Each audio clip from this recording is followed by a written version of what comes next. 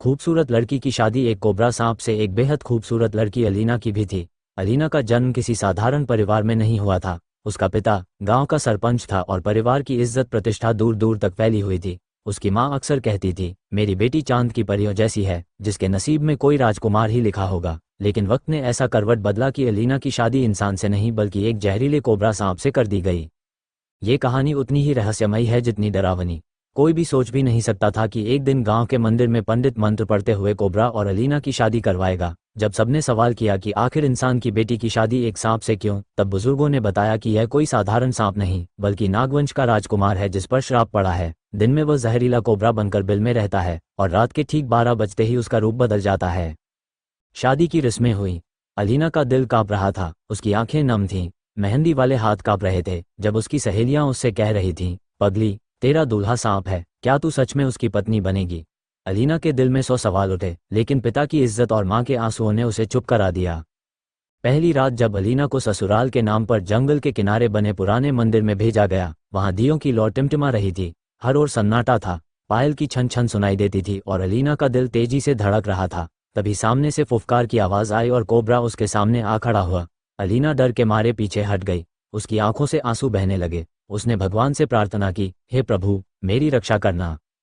घड़ी ने जैसे ही रात के 12 बजाए, अचानक वह दृश्य बदल गया। सांप के शरीर से रोशनी निकली और देखते ही देखते वह एक बेहद खूबसूरत नौजवान में बदल गया। चौड़े कंधे, लंबा कद, चेहरा चांद जैसा उज्ज्वल। अलीना ने हकबका कर देखा। लड़के ने मुस्कुराकर कहा, डरो मत अलीना, मैं तुम्हारा पति हूँ। ये रूप मेरा श्रापित रूप है। दिन में मुझे कोबरा बनकर जीना पड़ता है, पर रात के 12 बजे से लेकर सुबह 4 बजे तक मैं इंसान बन जाता हूँ।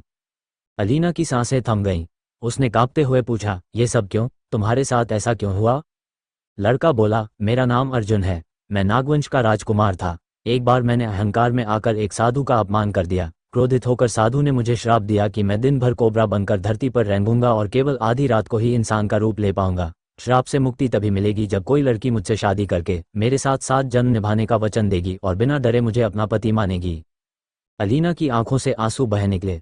उसे लगा कि शायद उसकी जिंदगी तबाह हो गई है, लेकिन अर्जुन की आंखों में सच्चाई और दर्द देखकर उसके दिल में दया और प्यार की चिंगारी जाग उठी। उसने पहली बार अर्जुन का हाथ थामा और कहा, अगर यही तुम्हारी तकदीर है तो अब यह मेरी भी तकदीर है। धीरे धीरे रातें बीतने लगीं। हर रात 12 बजे अर्जुन एक सुंदर इंसान बनकर अलीना के सामने आता। दोनों साथ बैठकर बातें करते, सपने देखते। अलीना अर्जुन के दुख को समझने लगी और अर्जुन अलीना की मासूमियत में खोता चला गया। लेकिन सुबह होते ही अंधेरा छा जाता, अर्जुन फिर से सांप बन जाता और अलीना आंसुओं में डूबकर दिन गुजारती। गांव वाले बातें बनाने लगे, ये कैसी शादी है? अलीना का पति तो सांप है। लेकिन अलीना ने सबकी बातें अनसुनी कर दी। उसका विश्वास था कि एक दिन अर्जुन इस श्राप से मुक्त होगा। समय बीतता गया। एक दिन गांव में एक बड़ा संकट आ गया। गांव पर सूखा पड़ गया और लोग तड़पने लगे। तभी मंदिर के पुजारी ने कहा, जब तक नागवंश का राजकुमार अपना श्राप नहीं तोड़ेगा तब तक बरसात नहीं होगी। ये सुनकर अलीना ने हिम्मत जुटाई और जंगल में उसी साधु को ढूंढने निकल पड़ी जिसने अर्जुन को श्राप दिया था।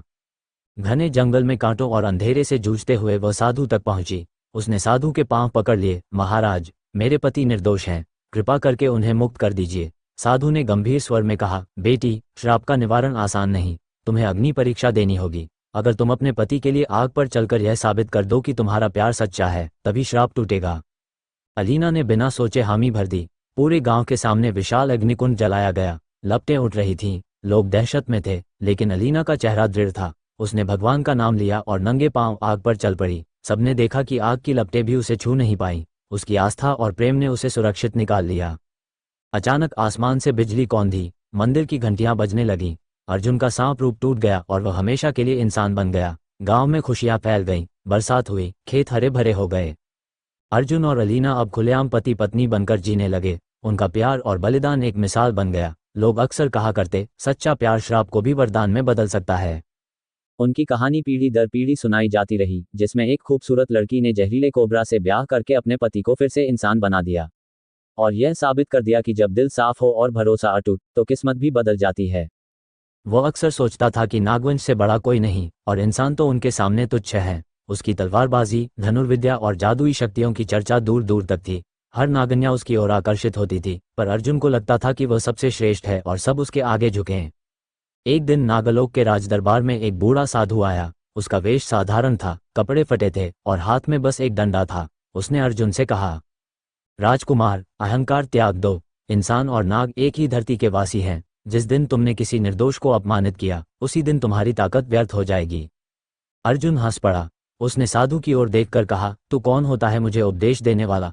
मैं नागराज का पुत्र हूँ, मेरी शक्ति के आगे तो क्या है? उसकी हंसी में उपेक्षा और घमंड था। साधु ने गहरी सांस ली और बोला, अर्जुन, तूने मेरा अपमान किया है। तू चाहे कितना भी शक्तिशाली हो, पर तेरे भीतर करुणा नहीं। इसीलिए मैं तुझे श्राप देता हूँ। दिन में तू एक साधारण कोबरा बनकर रेंगता रहेगा और इंसानों से दूर रहेगा। केवल रात के 12 बजे तेरा असली रूप दिखेगा, ताकि तू समझ सके कि रूप और ताकत क्षणिक हैं, पर विनम्रता अमर है। अर्जुन पहले तो हंसा, लेकिन जैसे ही साधु ने मंत्र पढ़ा, उसके पूरे शरीर में जलन होने लगी। उसका सीना सिकुड़ गया, पैर मिट्टी में समा गए और हाथ पंखुड़ियों की तरह सिमट गए। कुछ ही पलों में वह नागराज का राजकुमार नहीं, बल्कि जहरीला कोबरा बन चुका था। वो तड़पता हुआ जमीन पर गिर पड़ा। उसकी मां चिल्लाती रही, पिता असहाय देखता रहा, पर श्राप टूट नहीं सका। साधु वहां से चला गया, पीछे छोड़ गया अर्जुन की जिंदगी का सबसे बड़ा दुख। उस रात जब घड़ी ने 12 बजाए, अर्जुन फिर से इंसान के रूप में लौटा। मां ने उसे सीने से लगाया और पिता ने कहा, बेटा, अब तेरा उद्धार तभी होगा जब कोई नारी बिना डरे तुझे अपना पति मानेगी और तेरे साथ पूरा जीवन निभाएगी। तभी साधु का श्राप टूटेगा। ये सुनकर अर्जुन के दिल में निराशा भर गई। कौन लड़की होगी जो एक सांप से ब्याह करेगी? कौन उसका हाथ थामेगी? कौन उसकी आंखों में दर्द देख पाएगी? उस दिन से अर्जुन का जीवन 2 हिस्सों में बंट गया। दिन में अंधेरी गुफा में एक जहरीला कोबरा, अकेला, तन्हा और अभिशप्त। रात में एक खूबसूरत इंसान, लेकिन केवल 4 घंटे के लिए, और फिर सुबह होते ही फिर वही श्रापित सांप। वह इंसानी दुनिया से दूर रहने लगा। उसे डर था कि कहीं उसकी असलियत देखकर लोग उसे मार न दें, लेकिन नियति ने उसके लिए अलीना को चुना। वही लड़की जिसने न डरकर उसका साथ दिया। उसकी आंखों में इंसान देखा, और उसी के कारण उसके जीवन का अंधेरा टूट सका। श्रापित होने के बाद अर्जुन की दुनिया ही बदल गई थी। दिन में उसकी देह नाग की बन जाती, ठंडी, रेंगती हुई, जहरीली। वह सूरज की रोशनी से डरता और इंसानों के बीच जाने की हिम्मत नहीं करता। जब वह खेतों या गांव की ओर बढ़ता तो लोग डंडे और पत्थर लेकर दौड़ पड़ते। बच्चे रोते, औरतें चीखती और मर्द उसे मारने की कोशिश करते। अर्जुन का दिल रोता था। वह सोचता, क्या सचमुच मैं अब इतना घृणित हो गया हूं कि लोग मुझे इंसान मानना ही छोड़ दें? लेकिन जैसे ही आधी रात होती, उसका असली रूप लौट आता। वही चौड़ा सीना, वही चमकती आंखें, वही राजकुमार की गरिमा। मगर सुबह की किरणें आते ही उसका सब कुछ छिन जाता। मां मणिरत्ना हर रात उसके लिए आंसू बहाती। वो उसके सिर पर हाथ रखकर कहती, बेटा, श्राप का इलाज केवल धैर्य है। याद रख, हर श्राप में छिपा होता है मुक्ति का रास्ता। साधु ने तुझे सजा दी है, पर साथ ही शर्त भी रखी है। कोई न कोई लड़की जरूर आएगी जो तुझे स्वीकार करेगी। लेकिन अर्जुन के मन में कड़वाहट थी। वह कई बार रात के समय इंसानी दुनिया में घूमने निकल जाता। वहां उसने देखा कि इंसान लालच, ईर्ष्या और हिंसा में डूबे हैं। उसके दिल में सवाल उठता, क्या सचमुच ये मुझसे बेहतर है? क्या ये मुझे अपनाएंगे? इसी दौरान उसके जीवन में एक और मोड़ आया। एक रात जब वह इंसान रूप में जंगल से गुजर रहा था, उसने देखा कि कुछ डाकू एक गरीब परिवार को लूट रहे हैं। उसके भीतर का राजकुमार जागा और उसने तलवार उठाकर डाकुओं को खदेड़ दिया। उस परिवार की बेटी ने आंसुओं में कहा, आप तो देवता हैं, जिसने हमें बचा लिया। अर्जुन मुस्कुराया, लेकिन उसके दिल में टीस उठी। देवता? अगर वे जान जाएं कि सुबह होते ही वह एक कोबरा बन जाएगा, तो क्या वे तब भी उसे देवता मानेंगे? धीरे धीरे अर्जुन ने समझ लिया कि श्राप ने उसे इंसानों की असलियत दिखाने के लिए ही बदला है। अगर वह राजकुमार बनकर महलों में रहता तो शायद कभी ये दर्द न समझ पाता। लेकिन सबसे कठिन पल तब आया जब नागलोक के भीतर ही उसके रिश्तेदार उसके खिलाफ हो गए। उसके चाचा नागेश्वर ने राजगद्दी पर नजर डाल ली। उन्होंने लोगों के बीच अफवाह फैलाई कि अर्जुन श्रापित है, इसलिए अब वह नागवंश का राजा बनने योग्य नहीं। दरबार में विद्रोह शुरू हो गया। अर्जुन के पिता नागराज वासुकी ने बहुत कोशिश की उसे बचाने की, लेकिन चाचा की चालाकी भारी पड़ी। नतीजा ये हुआ कि अर्जुन को नागलोक से निकाल दिया गया। अब वो सचमुच अकेला था, न इंसानों का, न नागों का। दिन में जंगल के अंधेरों में छिपा रहता और रात में भटकता। इसी भटकन में उसकी मुलाकात एक बार उसी साधु से हुई जिसने उसे श्राप दिया था। साधु ने उसे देखा और गंभीर स्वर में कहा, अर्जुन, अब तू समझ गया होगा कि अहंकार कैसे जीवन बर्बाद कर देता है। तेरे उद्धार का समय आएगा, पर याद रख, मुक्ति का मार्ग कठिन है। केवल वही स्त्री तुझे बचा सकती है जो तुझसे बिना शर्त प्रेम करेगी, तेरे रूप से नहीं, तेरी आत्मा से। अर्जुन की आंखों में आंसू भर आए। उसने पहली बार साधु के सामने सिर झुका दिया। गुरुदेव, मैं मान चुका हूं, अहंकार मेरा सबसे बड़ा शत्रु था। लेकिन कौन होगी वह स्त्री जो एक सांप को पति मानेगी? साधु ने रहस्यमयी मुस्कान दी और कहा, समय आने दो, नियति खुद तुझे उससे मिलवाएगी। यही वह क्षण था जब अर्जुन की किस्मत का पहिया मुड़ा। कुछ समय बाद अलीना का जन्म हुआ और धीरे धीरे उसकी तकदीर अर्जुन से जुड़ गई। पहली रात की हैरानी और डर के बाद अलीना का दिल कांप रहा था। दिन भर गांव की औरतें उसके कान भरती रहीं। पगली, तू कैसे सो पाएगी उस सांप के साथ? अगर वो आधी रात को तुझे डस ले तो? लेकिन जैसे ही घड़ी ने 12 बजाए और सांप के स्थान पर अर्जुन एक सुंदर नौजवान बनकर सामने आया, अलीना की सांसें थम सी गईं। वो अब भी डरी हुई थी, लेकिन उसके भीतर एक अजीब सी जिज्ञासा भी थी। अर्जुन ने हल्की मुस्कान के साथ कहा, डर मत अलीना, मैं जानता हूं तुम्हारे लिए ये सब आसान नहीं, लेकिन विश्वास करो, मैं तुम्हें कभी नुकसान नहीं पहुंचाऊंगा। अलीना ने कांपते स्वर में पूछा, तुम कौन हो और यह सब कैसे हुआ? अर्जुन ने गहरी सांस ली और अपनी कहानी सुनानी शुरू की। उसकी आवाज में दर्द था, लेकिन वह साफ और दृढ़ बोल रहा था। मैं नागलोक का राजकुमार था। मेरे पास सब कुछ था, शक्ति, धन, सम्मान, लेकिन मेरे पास विनम्रता नहीं थी। अहंकार मेरा साथी था, और उसी अहंकार ने मुझे श्रापित कर दिया। दिन में मैं एक सांप हूँ और रात के 4 घंटे ही इंसान बन पाता हूँ। अलीना ध्यान से सुनती रही। उसके मन में हजारों सवाल थे। उसने धीरे से कहा, तो क्या तुम्हें कोई और इंसान नहीं देख सकता? अर्जुन की आंखें नम हो गईं। अगर मैं इंसान रूप में दिखता भी हूं, तो लोग मेरे सच को जानकर मुझसे नफरत करेंगे। जो लोग सांप को देखते ही मारने दौड़ते हैं, वो कैसे स्वीकार करेंगे कि एक सांप उनका राजकुमार है?